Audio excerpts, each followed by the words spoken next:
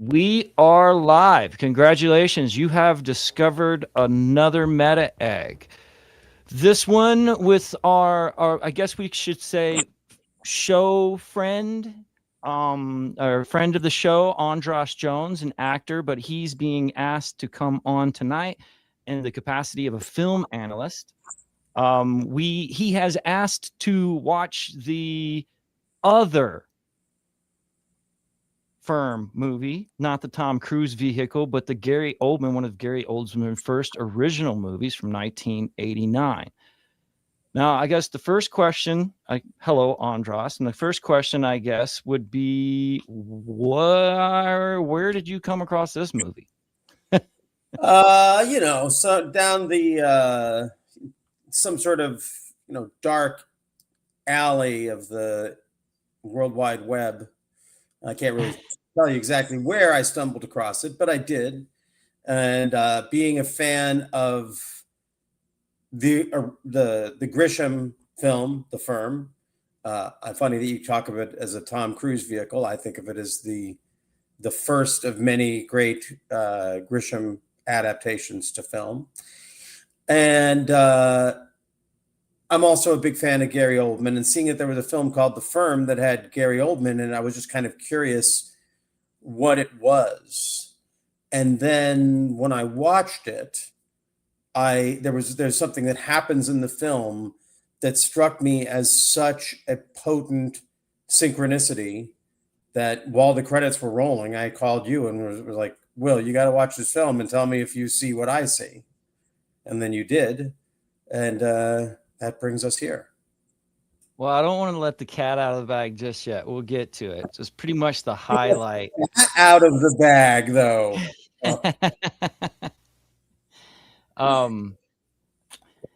Well, I mean, we can just go for it. The whole point. Let's talk about the Firm. What is The Firm? Why don't you tell the audience about this film? Okay, The Firm is a 1989 British made-for-television drama directed by Alan Clark and written by Al Hunter Ashton for the BBC. Now, there's a few notes I'd like to get out of the way that I noticed, and maybe we can talk about them later. First off, there's no music in this. I think that Gary Oldman himself is singing something by Frank Sinatra or something like that at the beginning, but other than that, there's no overture. There's nothing. There's no music whatsoever. And there's a heavy use of the Steadicam. And what that does is it gives it this like gritty look. I feel like this movie, basically the best way to sum it up is like Kids for the UK. You remember that movie Kids? Yeah, but this has topically, it's a very different. This is more about footballer gangs. Right? The football hooligans of, I guess, the inner city. Yes. Right. This is from 1989. Yeah. So I'm trying to find it. It's listed in all these different, like it's not on his IMDb and Oldman's IMDb. And in 1989, now you said it was one of his first films, but he had already done Sid and Nancy and Prick Up Your Ears and Track 29, 3 films that really put him on the map. But and he was about to do State of Grace that would take him even further. But yeah, it's an interesting sort of hidden artifact in in Gary Oldman's filmography. It's a weird little treasure. It's like finding a dollar in your pocket or something after you do the laundry. But I think it means it's kind of like I thought about it a lot in terms of David Bowie, not because of like it having anything to do with David Bowie, other than the fact that I think it was bigger in the UK than it was here, and that's why I don't think we know about it. But I mean, this thing was so impactful to people there that it's got a remake, and a lot of people said it was like inspirational to them, because I think that they recognize it. Because I kind of use the analogy of like kids, but also you can think of like Dazed and Confused in this way of like representing like a zeitgeist of a certain youth. And I think that this movie meant something to people who grew up in this environment, so to speak. Well, and you can't, I mean, it's hard to really imagine now, but in 1986, 87, 88, Gary Oldman had a kind of excitement about him as a new actor. Sid and Nancy was such an explosive performance. And then that he followed it up with Prick Up Your Ears, where he played such an entirely different kind of character, playing Joe Orton in that, that I can see that the year after that, if he appears on a made-for-TV British production about something that's a real issue for, for Brits, that's going to be it's going to be event television. It's like if I'm trying to think, if like it's so hard that we don't have made for TV movies, and we hardly have movie stars. But But I mean, back then it was a big deal, sort of like there was kind of like an event, especially, being done by the BBC. I mean, I feel you're right though, because we have him 86 through 89 popping off in a bunch of things that were influential later, and then directly afterwards we have JFK, we have Dracula, we have The Professional or Leon in there somewhere. mhm. And it's just this wide variety of different characters that he embodies that really like solidifies him as an elite actor, so to speak. But this movie is kind of I'm not sure. I mean, I think that he's playing opposite of his real wife at the time. And so that's his real wife in the movie. yeah, I mean, I read a bunch of things about the firm. Like you said, there's not much of it. There's only like a little blurb about it on Wikipedia here, and you couldn't find it on International Movie Database. Let me see if I can. I mean, the film may be on it, but it's not listed. Gary Oldman has removed it from his filmography. He feels like that about it. I guess. Yes, he was married to Leslie Manville. Yes. So it was there was I'm guaranteeing you there was something like interpersonal when this was being made. Like he had an in somehow. And he and his wife were in basically the main roles. Like it was almost made for him.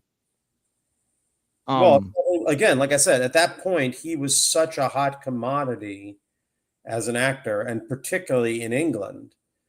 They're probably their biggest rising film star. So yeah, of course, it was. This had to have been built around him, and it is an amazing, performance. His intensity is, it's intense. You feel it right off the bat.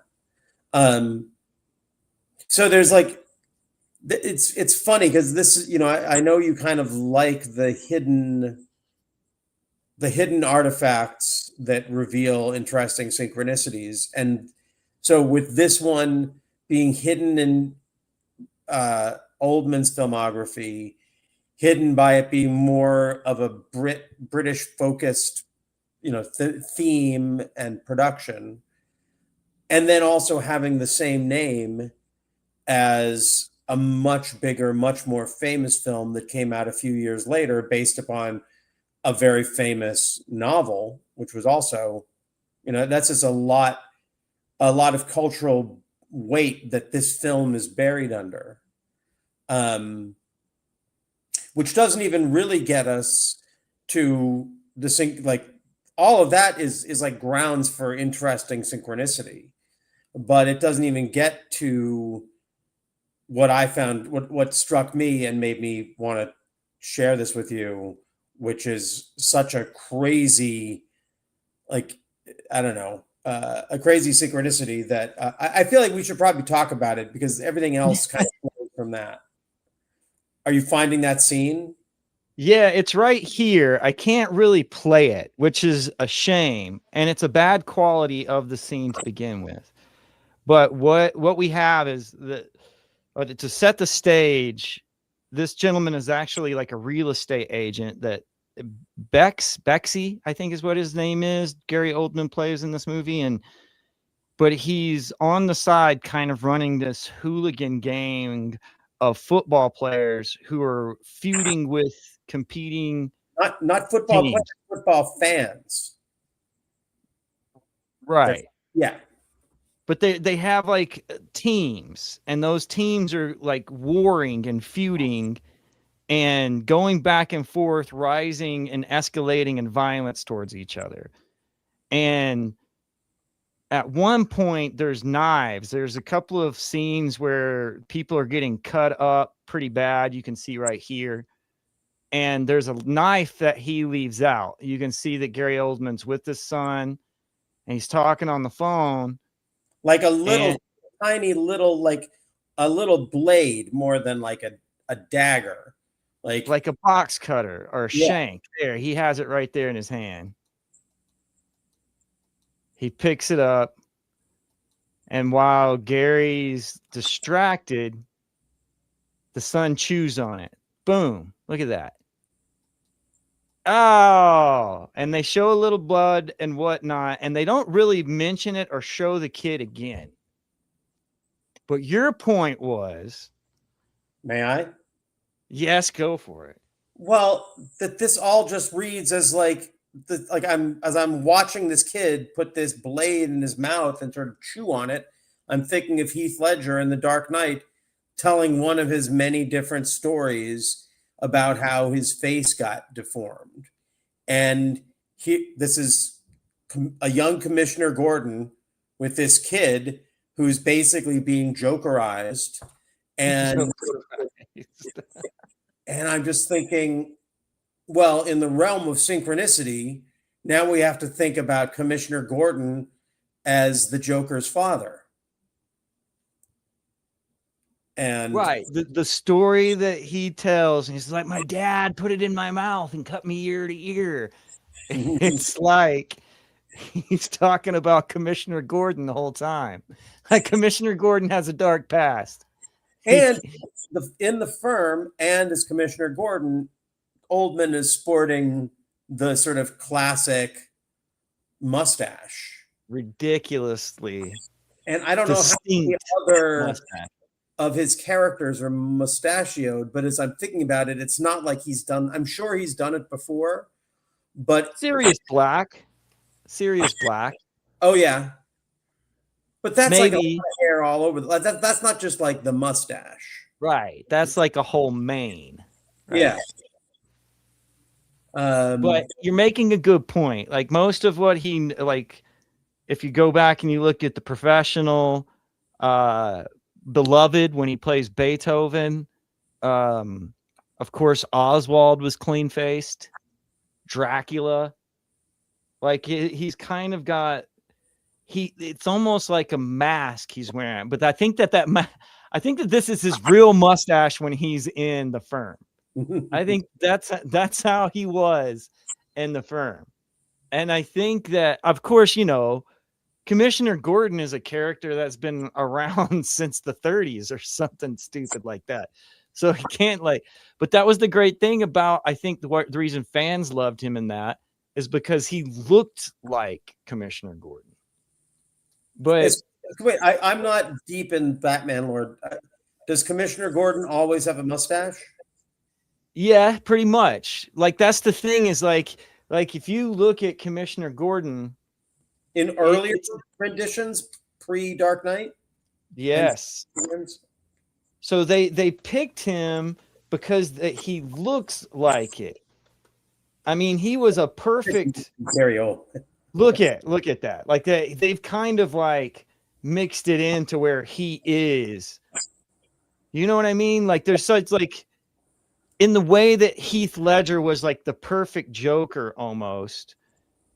Even the Jeffrey Wright, I believe this guy's name is, this gentleman right here plays the new rendition. Mm-hmm. And he's even got the iconic voice and the iconic mustache. But I mean, 1930s, I guess 39 is what this says. Mm-hmm. So that he has a pin's mustache, and then this is an old version of him right there. Okay. I mean, that's Gary Oldman, though, man. Like, it's kind of funny because it looks like that's what I kind of mixed this movie with kids because it shows a little bit of a crime. Like, it's a crime movie. Yeah. Right. And there's a lot of kids that he's recruiting who he's kind of he kind of alpha dogs over. Yeah, you're right. There is a sort of Fagin quality to his character. You know, the leader of the, you know, the homeless kids in Oliver Fagin. Oh, I see. Like he is that kind of, I don't know, Svengali gang leader, cult leader guy to these at-risk youth.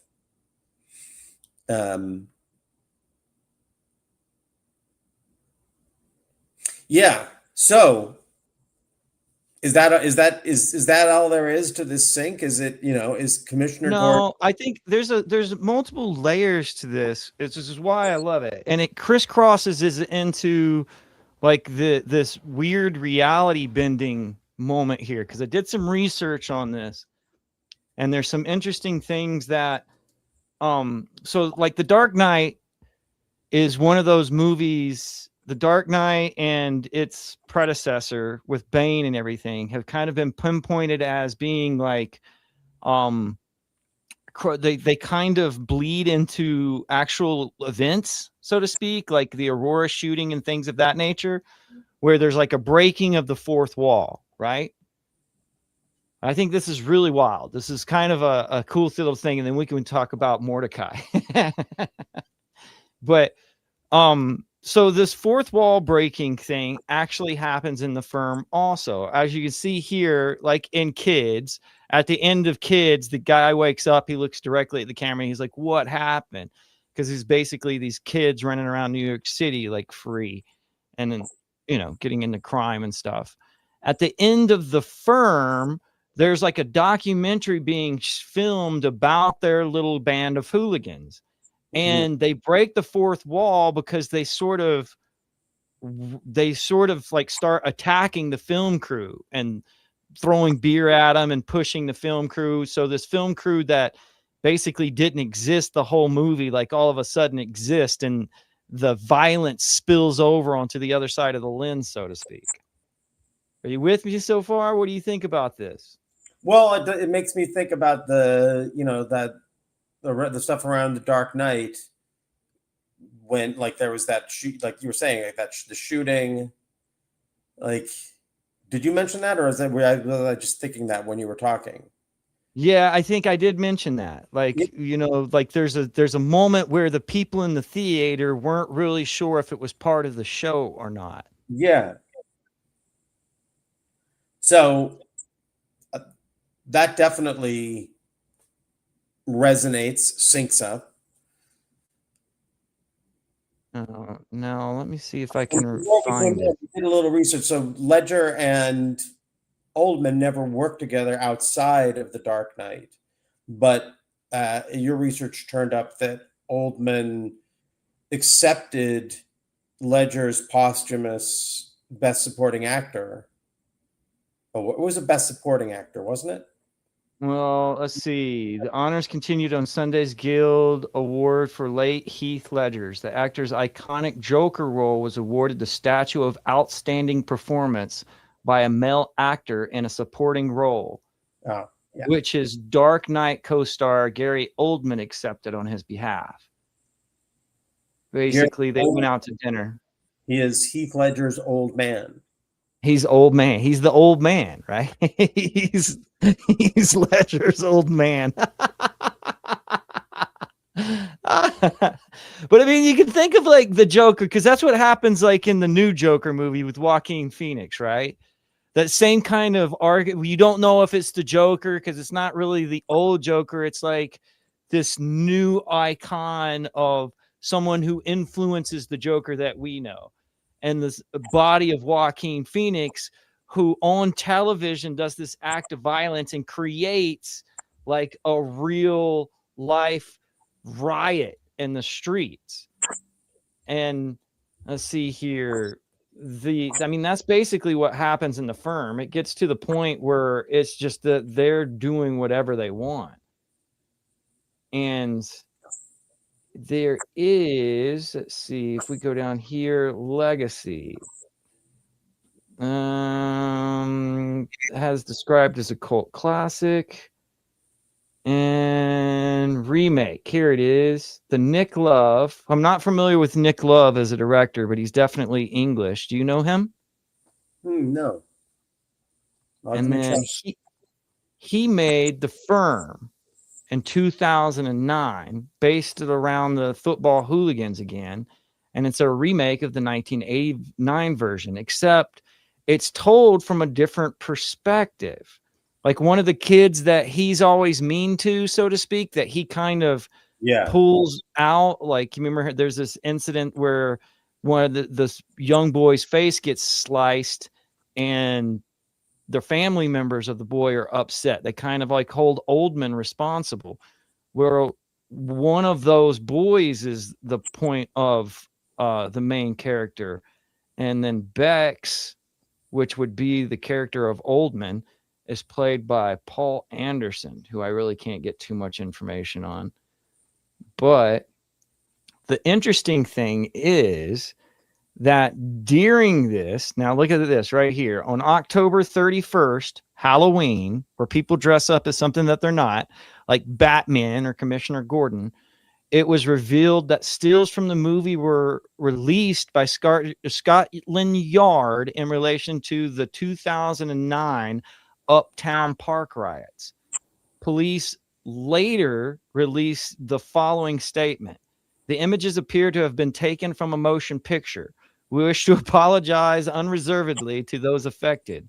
We are going to be actively trying to contact those people to offer our apologies. Bro, I think this movie's a dang sigil. It's like created an actual event that it got mistaken for in real time.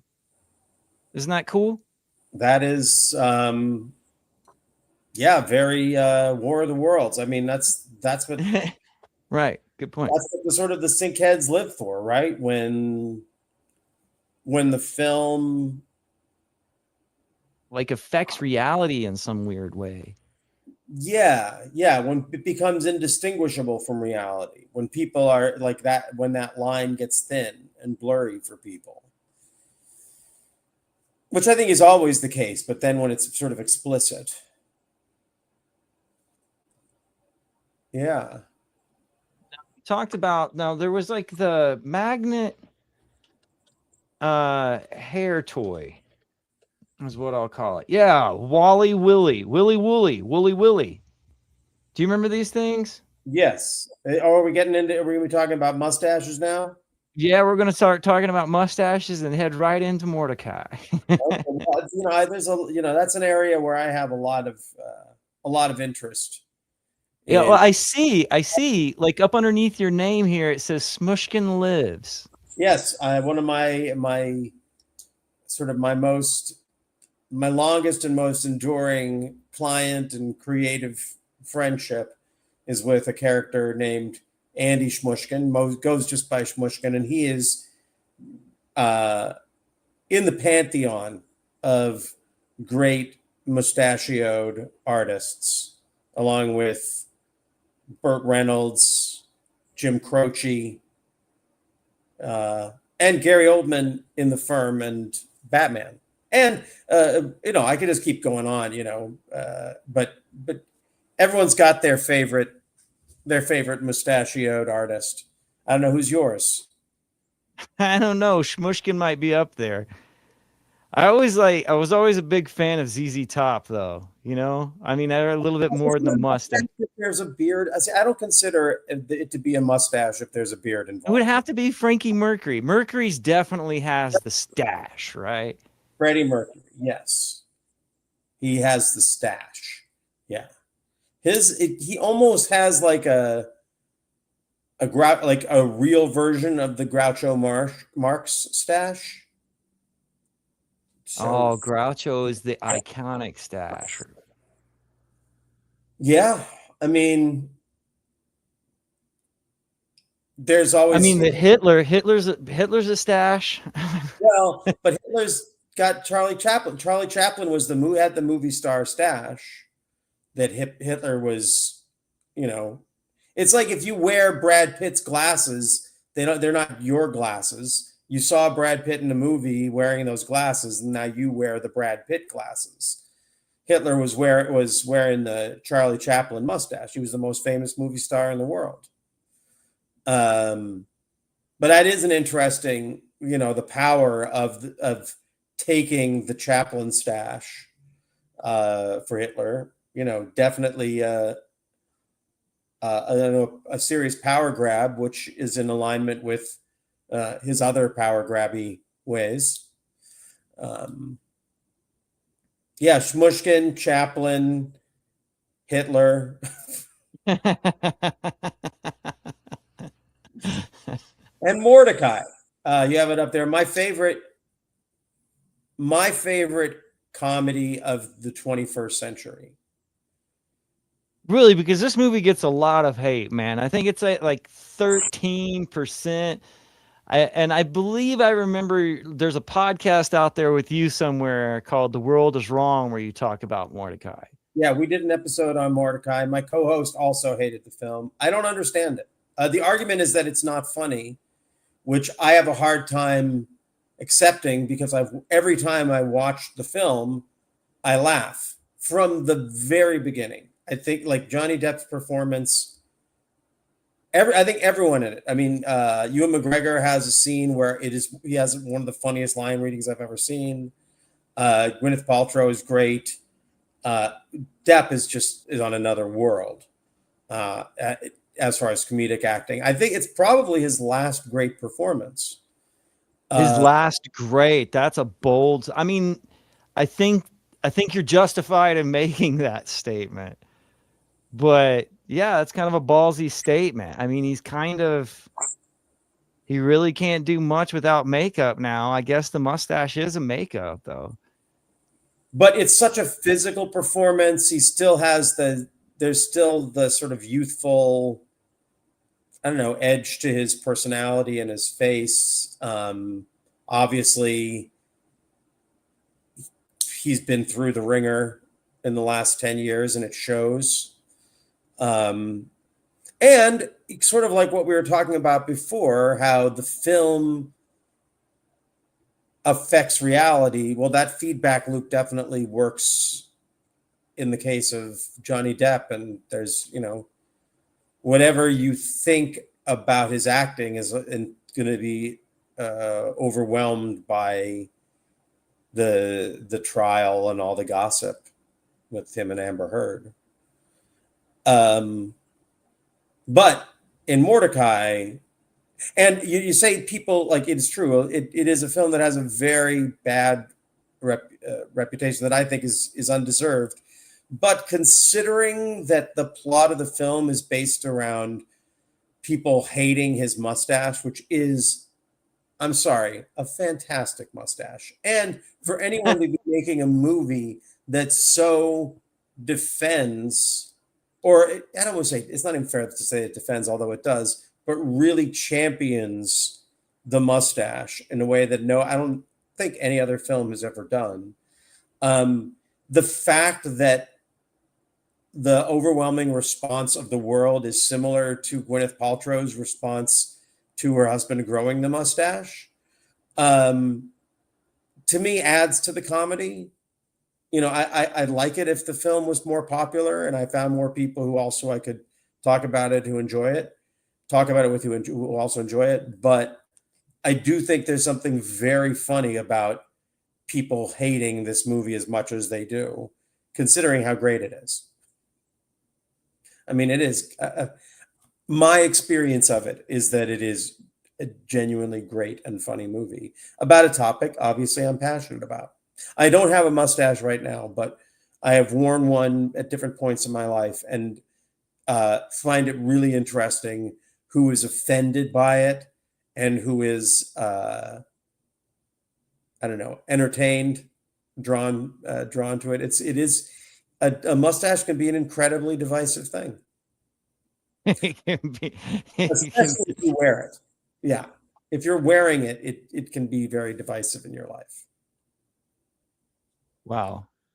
Have you seen more? What exactly is the Mordecai theme though? Like he decides that he wants this mustache and Gwyneth Paltrow has the issue with it, right? Yeah, he comes home. He's this sort of like art collector slash art thief slash, just interesting character.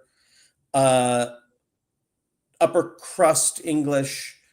And he comes home to his wife and he has grown a mustache and she just thinks it's a disgusting thing and finds very funny ways of saying that it is disgusting. And ultimately she will not let him into their bedroom. She banishes him from their bedroom unless he shaves the mustache, and he refuses to shave.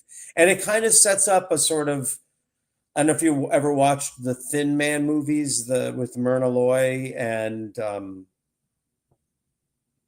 damn, why am I forgetting his name? Terrible that I'm forgetting his name. Great, William Powell, great actor of the 30s and 40s and 50s. And there's a way that their sparring has this great energy to it, but she does truly hate the mustache, and he is truly horny for her. And so the lengths that he will go to get her to still be with him without giving up his mustache is an engine of comedy that I think is lost on many. But to me, I mean, I'm having a hard time not just laughing while I'm telling the story because it's so humorous. And as I said, there is a scene with Ewan McGregor where he has a line reading that is maybe one of my top 10 favorite line readings of all time. It really is. Go ahead. Which part of that is it?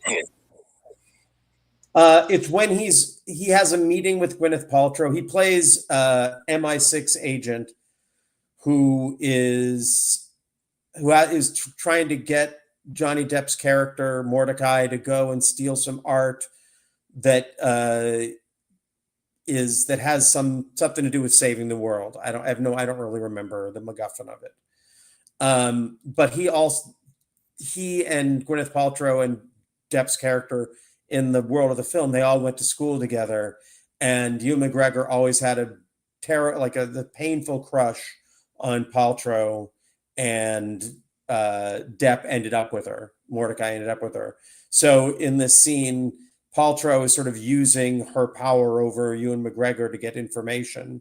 And at one point, he says something about being discreet, and he's like, and she says, "Oh, people might think we're having an affair," and he's like, "Oh no, oh yes, well, no," and the way he stumbles, he keeps the ball in the air for like 30 seconds as his mind figures out how to say, "Of course we're not, but we could, but no, but is that what you're asking? No, of course you aren't." And the speed and the dexterity of his performance in that one little bit is just it's the work of a great actor in a frothy, fun little film.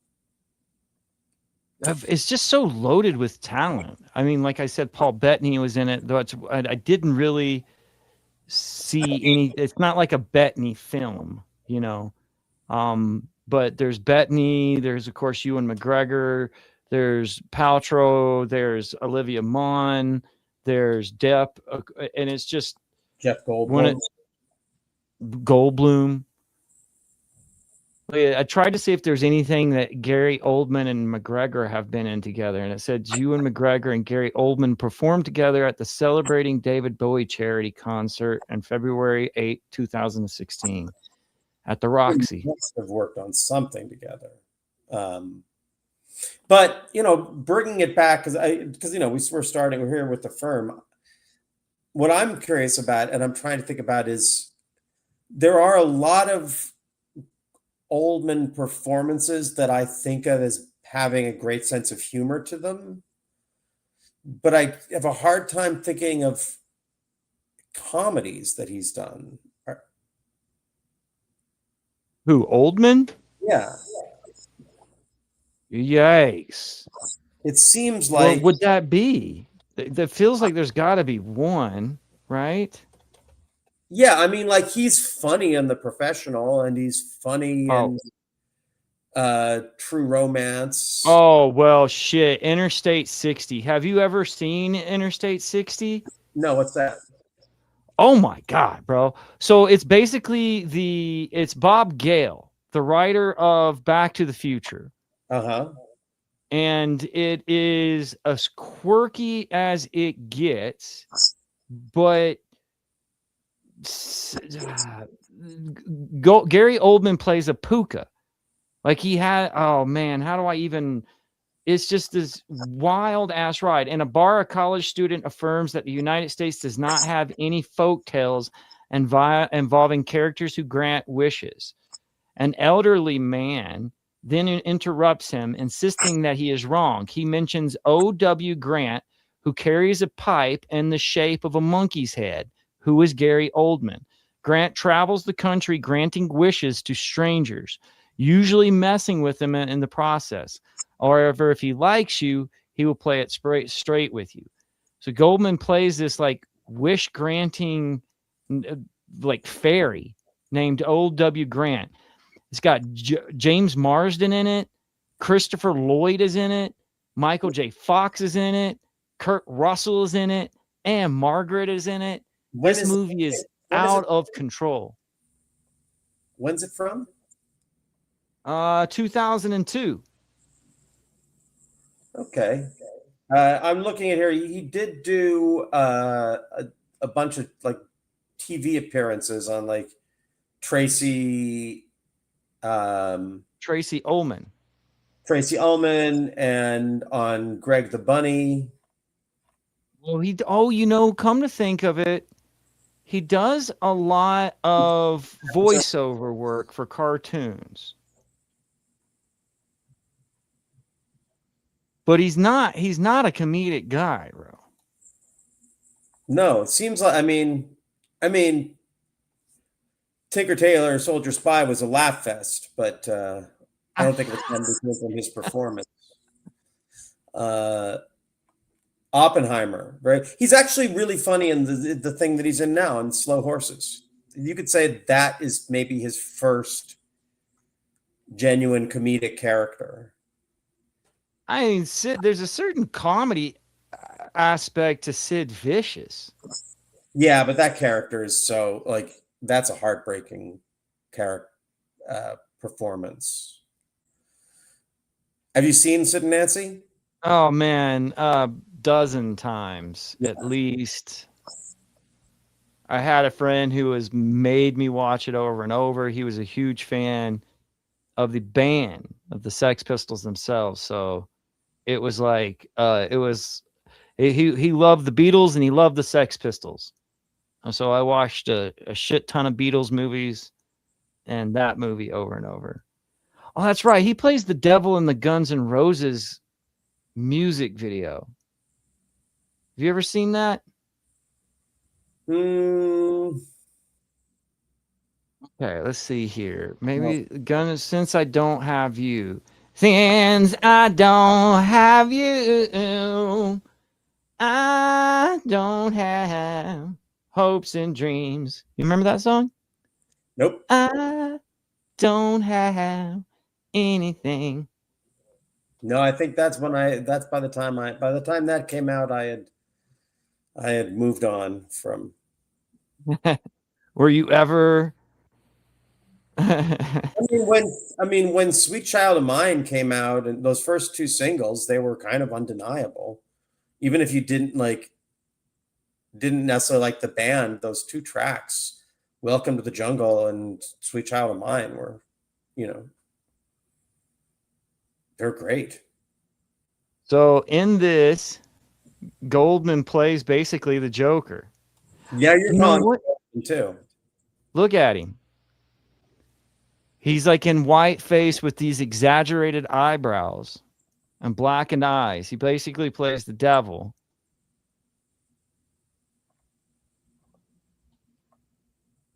I mean, he is the devil. It's Lee Harvey Oswald, man.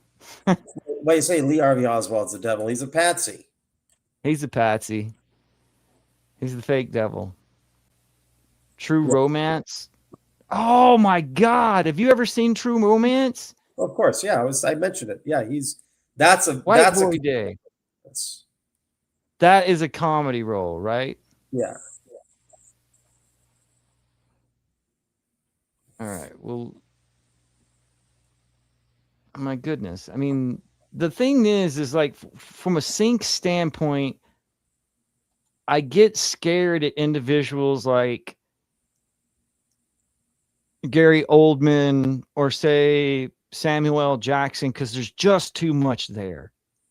The quantity of work is overwhelming. And then the range of these archetypes is all over the place too. Well, that's been his thing from the jump. Sort of like kind of maybe similar to like how Dustin Hoffman started his career, like very like a charismatic movie star, but who's also a character actor capable of transforming his physicality and his voice in these ways that makes him just incredibly useful as he gets older as an actor. Look at this. He plays Pontius Pilate in Jesus, 1999. Have you seen this? Is that? Jesus miniseries. Oh yeah. Well, Pontius Pilate is the kind of role he would play. Also, he's a big David Bowie guy, and didn't Bowie play Pontius Pilate? Oh, he did. Oh, he did. In the Scorsese Last Temptation of Christ. I do believe. I mean, it's been a while, man. What a crazy. Bowie just pops up like a sync archetypal sky god, man. He really is like penetrating through most of pop culture in these weird ways, just like Oldman is. David Bowie, the next day, he plays a priest in that music video too. I had no idea this guy was in so many different Oldman. Like, yeah, music videos. Look at this. I didn't know about this. What? He plays Elvis? Yeah, but he plays Elvis with Christian Slater. Is that right? If you say so. I've not known about this. So, oh, yeah, he played in, Guns, Girls, and Gambling. 2012. Gary Oldman, and that looks like Christian Slater to me. Is that not? Yep, it's Christian Slater. Powers Booth and Dane Cook. But that's important because in True Romance, that's what he did. Like, he talked to Elvis when he would go into the bathroom. Remember? Mm-hmm. Okay, so moving on. I mean, is the Smushkin comment that you left up here that says Smushkin lives? Is that in reference to the fact that Shmushkin is working right now? Is there Shmushkin material coming out? I don't know. The world isn't really safe for Shmushkin, I don't think. His playful attitude towards sex and sexuality is just it seems like it's from a different time. We're not living in sexy, funny times, and that's where Shmushkin really thrives. The '90s were good for For for Andras. Shmushkin. Yeah. What about yourself? Are you Uh, working? Pretty good for me too. But I'm doing good. I'm making music. I'm putting out singles. Just put out a cover of Lenny Bruce's "To as a Preposition, Come as a Verb," performed in the style of the Who live at Leeds. In the style of the Who. Yeah, you haven't heard it? Yeah, you haven't seen, you didn't, the algorithm doesn't show my stuff to you. You should check it out. No, I mean I'm looking at it now. Speaking of, you've had a lot of damage done due to algorithm. It makes Yeah. me sad within the last year. Well, But you had if if, if you're good enough to censor, you must be doing something right. is that how you want to play it? I go back and forth between wondering if what I've been experiencing, what Will's talking about is um, about not the last single, but the one before it. After years of putting things out and having, not huge numbers of success, but like a general, you know, a single comes out, a certain number of thousand people will check it out, and you'll see those numbers, and then all of a sudden my numbers just got stalled at like 12 for anything. And even though I know that more people are listening to it, so the question is that specific to me, or is it sort of an algorithmic thing that I tripped over a line somewhere that nobody's told me where the line was? But so yeah, that's something. It's frustrating, but at the same time, I don't know. I think people Oh, hey, generally. you know what? Dink Your Face has 7.8K plays right now. Oh, that's nice now. Oh, that's cool. It's caught up. There was a point when it was stuck at like for a month. 46. Yeah. Or something. It says 7.8 now, and it looks like they took them away from you at one point, but I saw them everywhere has 50K again. So 50K plays right there, which is cool. But I watched when they took those away, because you're like one of the actors that I keep close tabs on everything you do. So when you are successful like that, that makes me happy, man. I want to see, but if you go back years and years and years, some other people might recognize you as or from Andras Jones in the previous.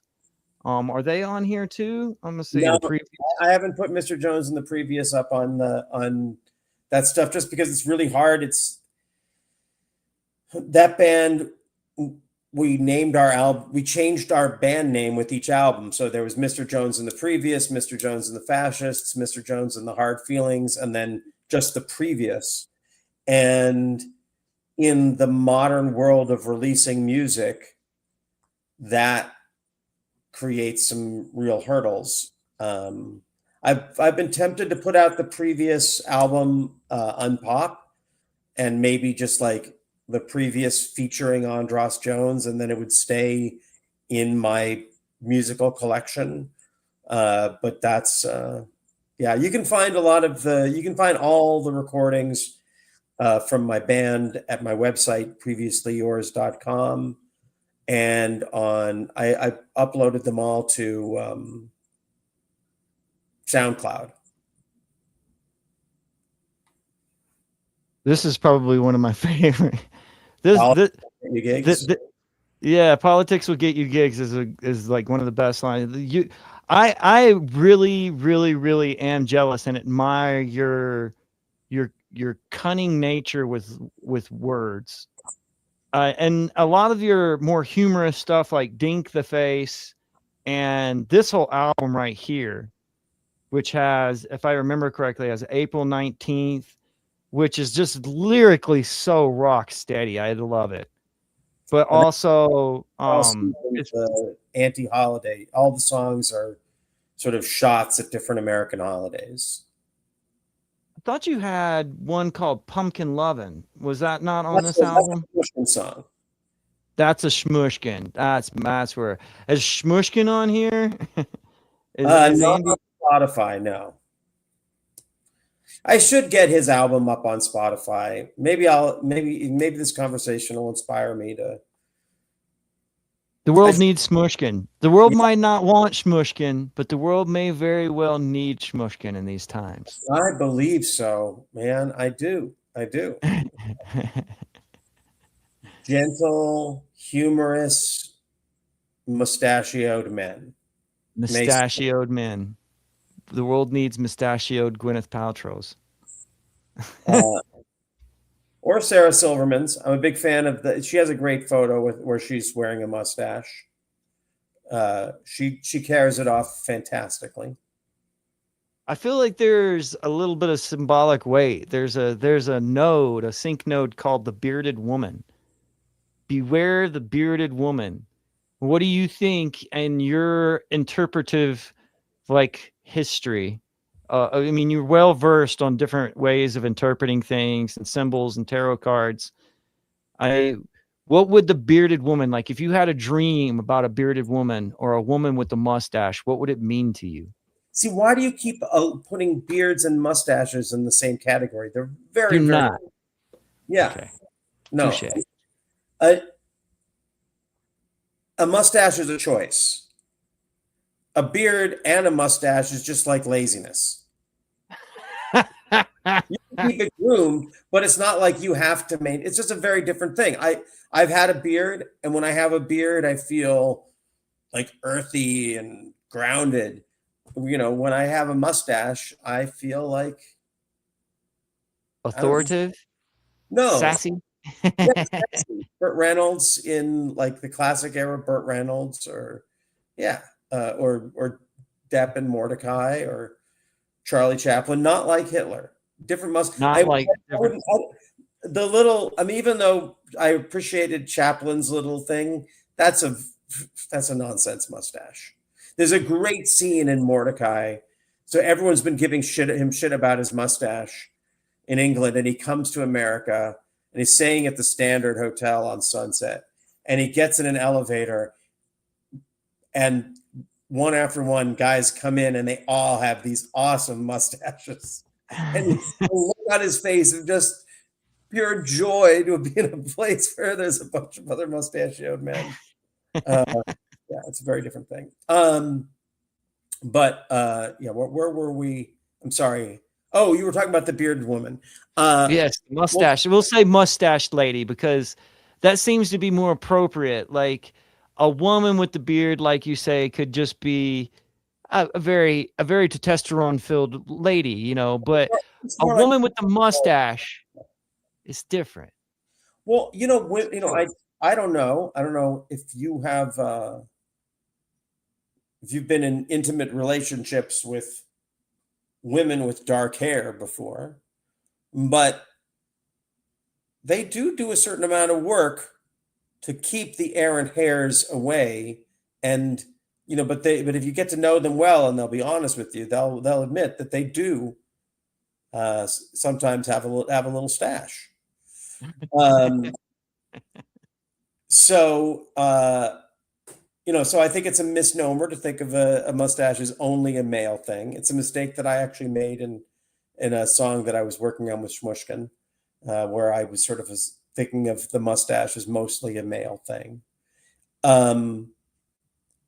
Yeah, it's an interesting thing.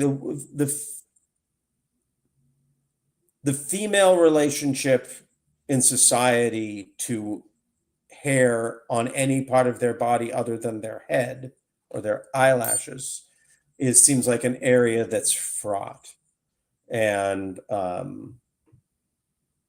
wouldn't want to add any stigma to that. I think that people should grow hair to the extent that they want to.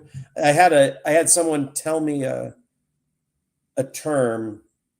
Oh, I was in the studio and I was recording a voice. When I'm sometimes recording vocal tracks, I'll record like my main voice, but I'll record like a high voice over it and then a low, like a growling. And I was like, load up the growler. And he's like, oh, you can't use that term anymore. It's offensive. I was like, what? Do you know what I'm going to say? Do you know what growler refers to? No, I do not. It refers to a woman's intimate area clothed in a healthy coat of fur.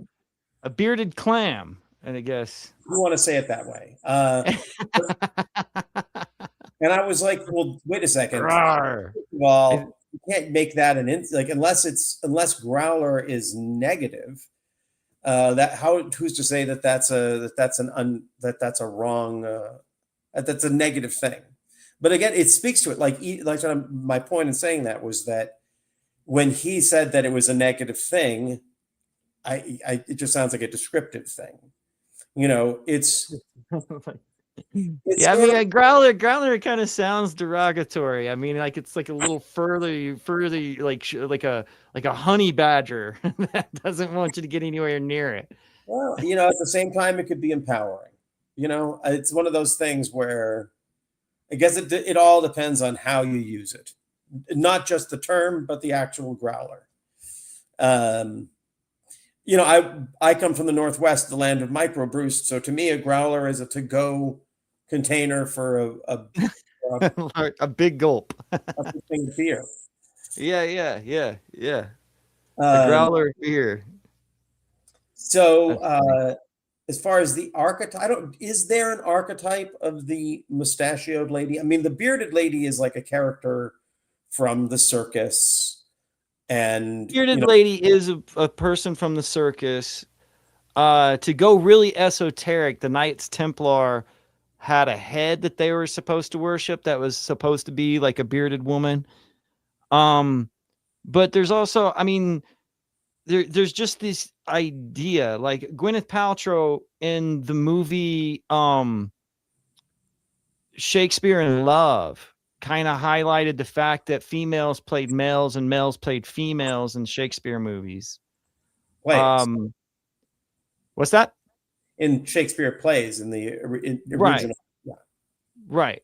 So there's this idea of like the masculine woman, but also like in mythology, sometimes like the women who have like a beard or a mole that's hairy or like witches or what have like some sort of extraordinary power that others don't know, or when the hair's away. Like Mary Magdalene was covered with hair, not on her face, but there's like here, I'll show it to you. You mean like covered with hair like Patricia Arquette in Human Nature? Like a hirsute woman? Yeah, like a hirsute one. I don't know the Patricia Arquette reference, but here I'll show you what I'm talking about. There's this right here. Magdalene was Mary Magdalene. See, she's shown covered in hair in all of these. Really? Okay. So it's is like a giant. It's like more like half human, half. It has something to do with like her humility is covered by nature.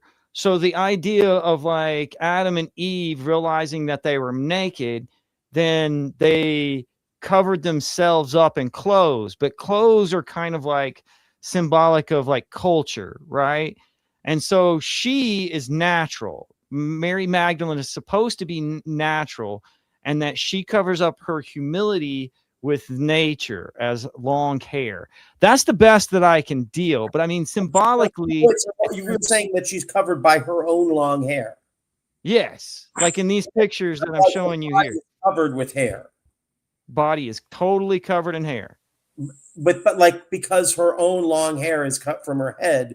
Right. And it's, in fact, Mary Magdalene, the actual name kind of comes from the city of Magdala, where it was like the name's etymology means tower. So you can see a lot of relationship of how Rapunzel was inspired by Mary Magdalene. Like the woman of the tower is what Mary Magdalene means. And Rapunzel is the woman of the tower who's got this extraordinarily long hair. That's have healing factors and whatnot. It's just very fascinating. I say Reputa the Puta. Laputa, what the heck are you talking about? There's a great live Jay Giles band recording where Peter Wolf, in an intro to the song "Must Have Got Lost," goes off on this whole thing about what's the chick with the long hair? Yeah, Rapunzel, Buddha the Buddha. Let me climb up to the light of your love. Who is this again? The Jay Giles band. Jake Al's band. I'll go check it out. Lost from the Blow Your Face Off album. Cool. Well, look, I only had you for an hour. We just passed our hour. Not I'd like to very thank you. Entertaining, fun hour. We're cutting it off hard, okay? But it was a very easy hour. You're always a pleasure to talk to. We've got to schedule something coming up here soon when we get to talk about your movies, because you're kind of a big linchpin in my whole like thesis here, is because we've investigated your movies and we found out that some of the things that were personal in your life show up as what we call sinks or meta eggs in the movie. So we'll think of that looking forward. I want to thank you for joining us. This little Easter egg of Commissioner Gordon being responsible for the Joker. I love it. I love it. It's fantastic. Yes. Synchronicity. I remember how we got into this because of Wendy Robbie. I sent you a text going, God damn it, I'm watching Twin Peaks for the first time, and Wendy Robbie, and you were in a movie with Wendy Robbie called The Attic Expeditions with Wendy Robbie and Raimi's brother Ted Raimi's in it, and Seth Green, of course, is in it. And so I mean we'll have to talk about that another time, but I sent you that about Wendy Robbie and you were like, well, let me tell you this Joker shit. I remember the text. You're like, you got to check out this movie called The Firm, but it's not the other firm. It's the other firm. But I want to thank you. I want to thank everybody in the chat room for putting us. Somebody, I don't know if you saw this, Andras, but somebody pointed out that Oldman in Fifth Element is comedy gold. Yes. Well, he plays Zorg. Very funny performance.